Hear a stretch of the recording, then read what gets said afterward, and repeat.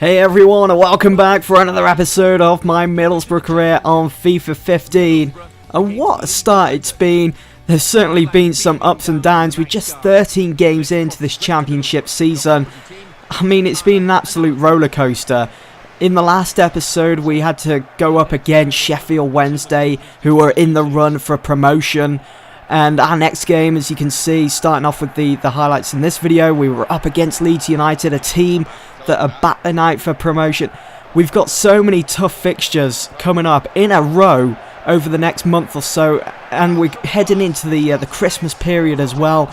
It's going to be insane, it's going to be difficult, and it's going to be interesting to see how this team, how Middlesbrough are going to be able to overcome that if we can, and maybe maintain that top spot in the championship. It's still all very tight. It's still early days, I suppose, with just 13 games. This is our 14th against Leeds, and you can just see how they turned up to this game at the Riverside, how they turned up the heat as well. It was such a tough game, and I said when I started my Mönchengladbach career in the Bundesliga, I've never really come up with such a challenge. But I tell you what, the Championship I think is even tougher.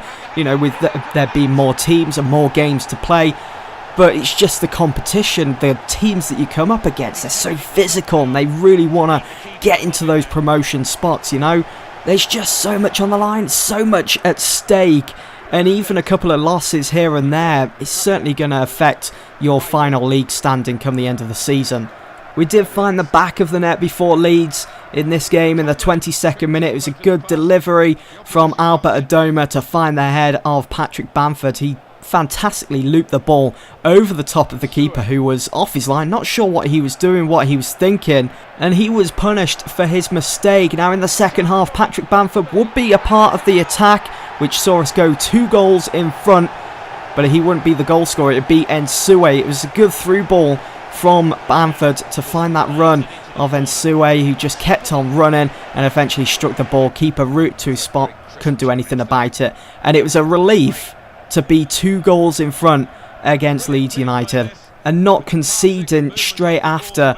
We almost made it 3 here with this opportunity. Nsue in space. I was looking for the head of, I think it was Clayton that was in the mix there with so many Leeds United players, but he just couldn't get on the end of that trailing ball.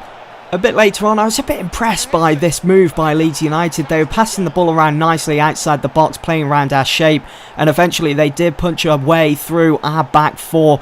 Leeds did pull a goal back. It came from White. He had time as well to take a touch, and I was just impressed with how powerfully he struck the ball first time right up into the roof of the net. It went 2-1, and that was all Leeds United could muster as we sat back then and defended this lead all the way up to the 90th minute. The final whistle went, and Middlesbrough did come out as winners. 2-1 the final score, and another 3 points added to the league. So as you can see, with 14 games gone, we do stay top by 4 points. But keeping in mind, our next couple of fixtures over the next month or so could prove to be very difficult for Middlesbrough. Up first, we were away against Bolton Wanderers. Bolton, they're fighting to almost stay out of that relegation zone. They're down in 15th.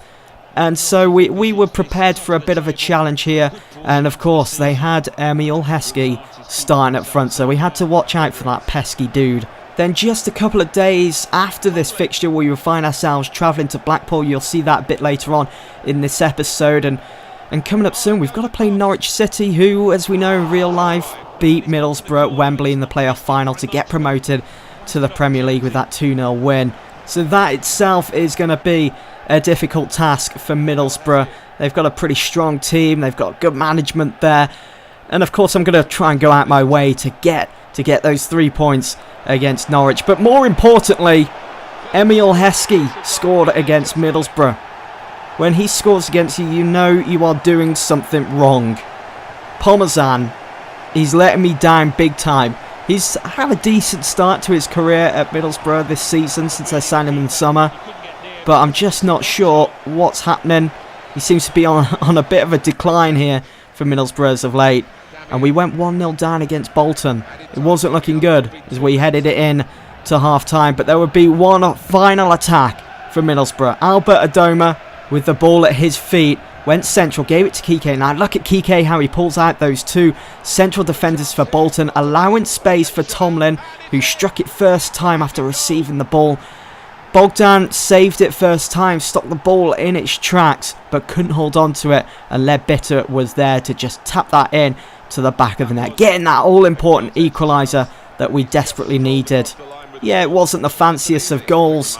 It was almost as if Ledbetter was just positioning himself, controlling the ball, but at the end of the day, it went across the line. We were back in this with a shout. In the second half, I did bring on Adam Clayton to replace Kike, who wasn't really pulling his weight in the second half, so I thought maybe it's time for him to make way. But J-Emmanuel Thomas came very close to making it 2-1. But Pratley for Bolton with a good shot. There were so many bodies in the area that just couldn't get that shot away, couldn't get it on target or anything. But we hit Bolton on the counter, trying to move the ball around as quick as possible. But it wasn't quick enough, unfortunately, because Bolton had already recovered. They'd already sat back. You can see the amount of white shirts now surrounding Nsue. But Nsue wasn't going to give the ball away too easily, and he still had that opportunity, found the opportunity for himself out of nothing almost. It was just a shame that his shot went fizzing past the post. It was ever so close to being on target. J-Emmanuel Thomas here was through on goal. There was nowhere else for him to go. I did try for goal, but because he was getting sandwiched by the two centre-backs and Bogdan rushing out as well, who actually made the initial challenge, conceded the penalty, things were going from bad to worse for Bolton because there was only 3 minutes left of the game. And what a moment this would be for J-Emmanuel Thomas if he was to score the winning goal against Bolton. Could he do it? Could he beat Bogdan and make it 2-1 to Middlesbrough away from home? No, he couldn't. Bogdan with a tremendous save, keeping that at the back of his net. And that would prove to be the final opportunity for both teams in this game, as the final score was 1-1. Both teams coming away with just a point, and I think that would be a fair result. We failed to create enough chances, whereas Bolton will probably think that they deserve to get a bit more out of that game in the way of a win. And I'm not going to lie, heading into that game and, you know, knowing it was a midweek fixture, I was kind of expecting a draw. I mean, round about the 50th or 60th minute against Bolton, the majority of players were dead on their feet. They were looking so tired after that tough fixture on the weekend against Leeds United. So I'm surprised we actually got a point in that game against Bolton at the Reebok. Or actually, it's not the Reebok Stadium anymore, is it? I think they've called it the Macron Stadium, I think. But anyway, we couldn't afford to look back on that game against Bolton. We couldn't go on, keep thinking about what we could have done better, as our next game was on the Saturday, just a couple of days removed, against Blackpool, back at the Riverside, and it would be Adam Clayton that would come very close with our first opportunity of the game in making it 1-0. This game against Blackpool was also an opportunity for me to see how well Nathan Delfonso performed for them up front, because he was a player that he's on my shortlist. He was a player that I was close to signing as well in the summer, that I wanted to sign, and he's still an option.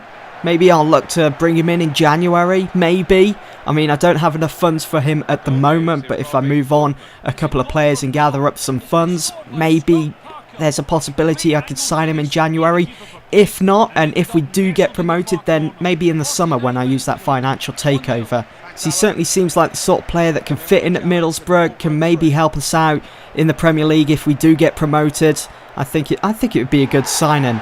Now guys, please don't ask me why, because I don't know. I don't know why I went lunging in with that challenge with Omare. I think it was probably because I thought I was going to get to the ball before the player, but before I knew it, the player had knocked the ball past me, and in came Kenneth with that lunging tackle on Delfonso. Who knows, those two could be teammates come next season. I think at the time my thought process was like, wow, it's 50-50. If I don't go in with the slide challenge here, he could go on to score, or Parmesan could save, and it's the same with the penalty. You know, now that we've conceded the penalty, they could score, or Parmesan could save. So it was a risk to take, and it almost paid off. I almost saved it. Yes, we were down to 10 men, and we were so close to keeping this game at 0-0, but Blackpool just got the better of us, and being down to 10 men certainly played its part in our downfall throughout this game. And at the 86th minute, the referee comes storming in, and I was like, what now, ref? Seriously, why can't you just let the game flow nice and freely? And I thought, they were going to make it 2-0 here, but look at that for a save from Parmesan. Why couldn't he have pulled off a save like that when we conceded that penalty? If only. It was a world-class save from that free kick, and you can see Adam Clayton was feeding it, getting jelly legs there, couldn't really go the distance, and look at how many players Blackpool had sat back, and just that sums up our game, and Sue running it out for a goal kick. Disappointing as we dropped to all 3 points against Blackpool. And that, guys, will be the end of this episode. I hope you've enjoyed. I'll see you all very soon for more tough fixtures.